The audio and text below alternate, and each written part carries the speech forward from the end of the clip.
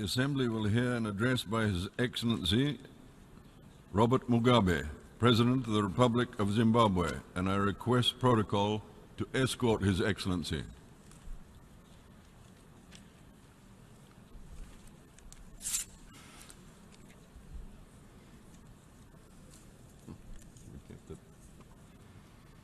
On behalf of the General Assembly,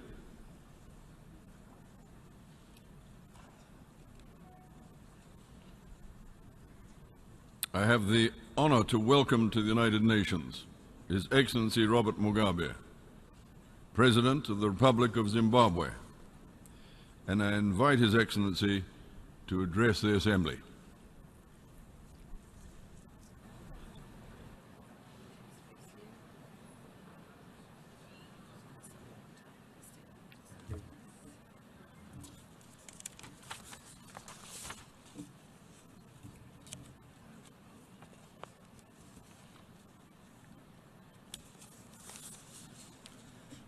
Your Excellency, Mr. Peter Thompson, the President of the 71st session of the General Assembly, Your Excellencies, Heads of State and Government, Your Excellency, Mr. Ban Ki-moon, Secretary General of the United Nations, distinguished delegates, ladies and gentlemen, comrades and friends. Let me begin by congratulating you, Ambassador Thompson, on your election to the presidency of the 71st session of the United Nations General Assembly. I also extend our deep appreciation to your immediate predecessor, Mr. Morgens Liekentoft, for his able stewardship of this Assembly during the 70th session. Mr. President, we all vividly recall the momentous occasion in September last year when we adopted the ambitious Sustainable Development Goals Agenda 2030. This Assembly provides us with a unique opportunity to review the measures we have taken thus far at both the international and national levels, in line with our commitment to global socio-economic transformation. We hope that this time around, this agenda will meet better fate. We are encouraged that since September last year,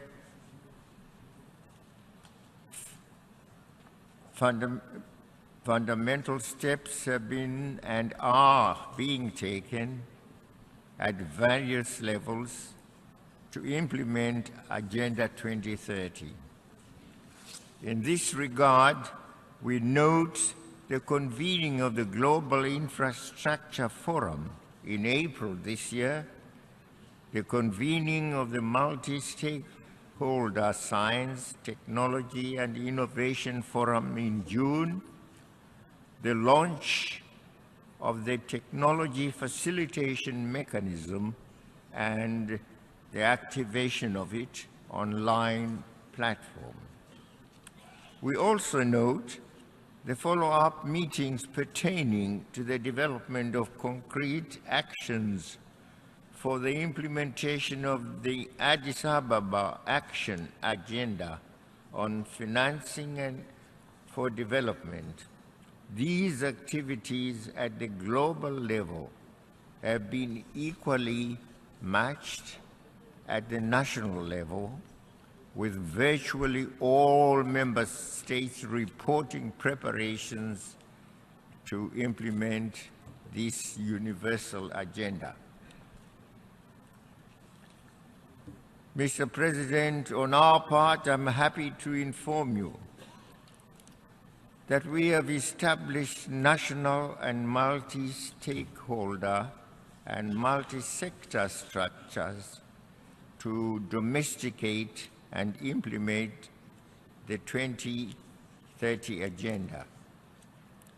And we've done that in a coordinated and integrated manner with our National Development Program, the Zimbabwe Agenda for Sustainable Socioeconomic Transformation, in short, ZIMASET.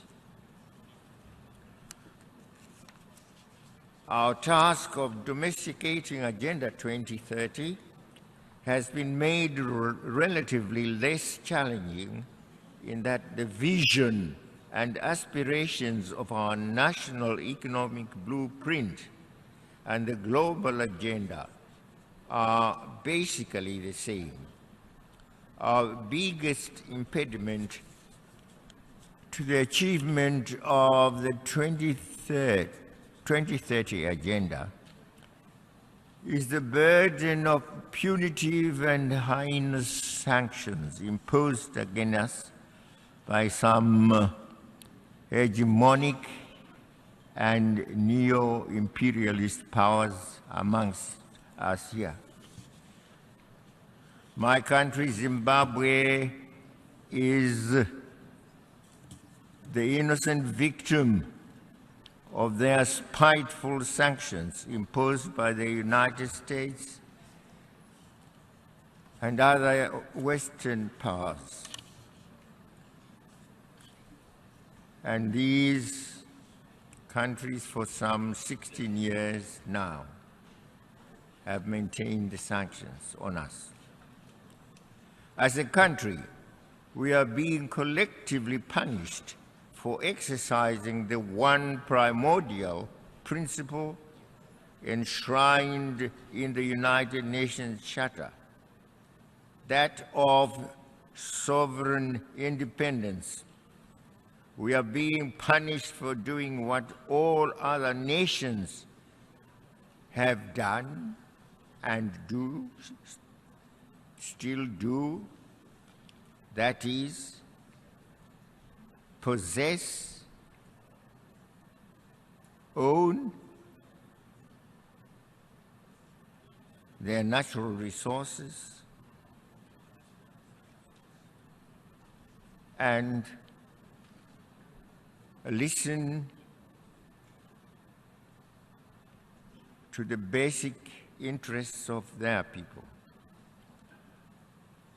Those who have imposed these sanctions would rather have us pander to their interests at the expense of the basic needs of the majority of our people. As long as these economic and financial sanctions remain in place, Zimbabwe's capacity to fully and effectively implement Agenda 2030 will be deeply curtailed. I repeat my call to Britain, Europe, and the United States and their allies to remove the illegal and unjustified sanctions against my country and its people. Let us all be bound by our commitments to Agenda 2030, under which we agreed to eschew sanctions in favor of dialogue. Mr. President, this session of the General Assembly will elect the next Secretary General of our organization. We have witnessed commendable efforts aimed at making the selection process of the next Secretary General inclusive and transparent.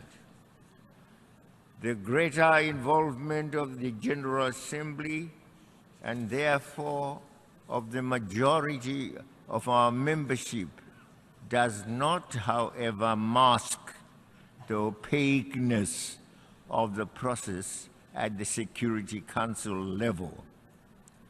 We expect the current experience to lead to a more inclusive and transparent process in the future. Mr. President, for over 20 years, many of us have come to this rostrum, pleading and demanding the reform of the Security Council. Today we are no closer to achieving that goal than we were 20 years ago. This is so in spite of the universal acknowledgement of the injustice, unfairness, and inappropriateness of the current composition of the Security Council. We now have an opportunity in the ongoing negotiations, in the intergovernmental negotiations, to redress this unjustifiable and unjust situation in the interests of a strong and more united organization capable of delivering on its mandate. Mr. President, our common commitment to leaving no one behind demands that we address the plight of people still living under colonialism and its occupation. The people of Palestine have lived under occupation and persecution for over 49 years. It is high time that the United Nations, in particular the Security Council, fulfilled its charter duties and obligations by implementing its resolutions, which include Resolution 181, Resolution 242, and Resolution 338.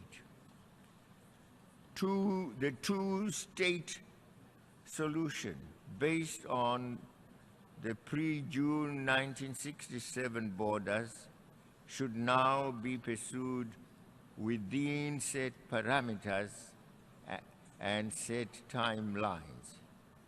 This is the only way to achieve durable peace in the Middle East. On our own continent, the United Nations is duty-bound by the principle in the Charter to redouble its efforts in ensuring full realization of the right of self-determination for the people of Western Sahara. Agenda 2030 recognizes that sustainable development cannot be achieved without the full realization of the rights of the peoples living under colonial and foreign occupation.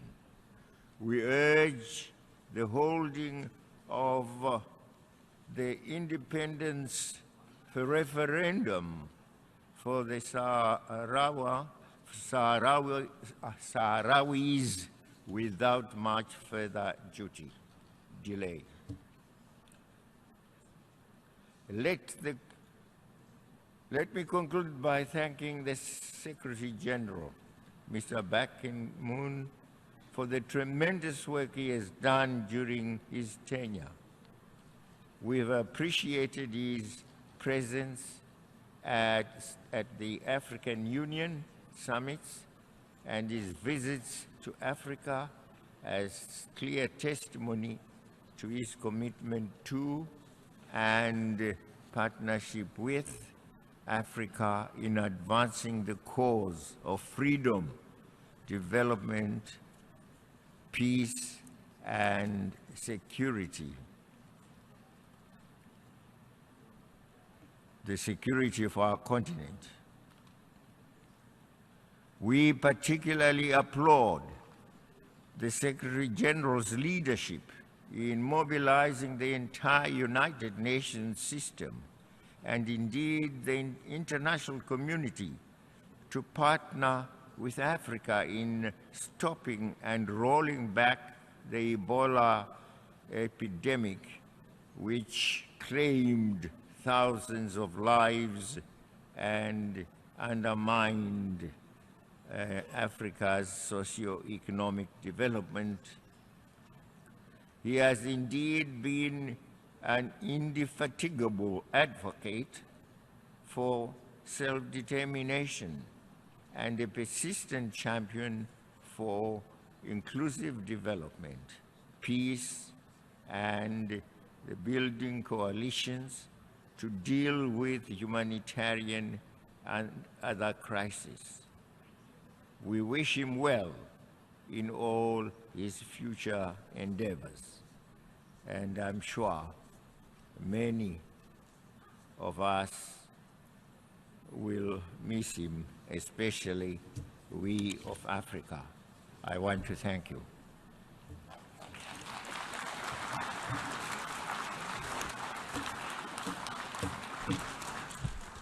On behalf of the General Assembly, I wish to thank the President of the Republic of Zimbabwe for the statement just made.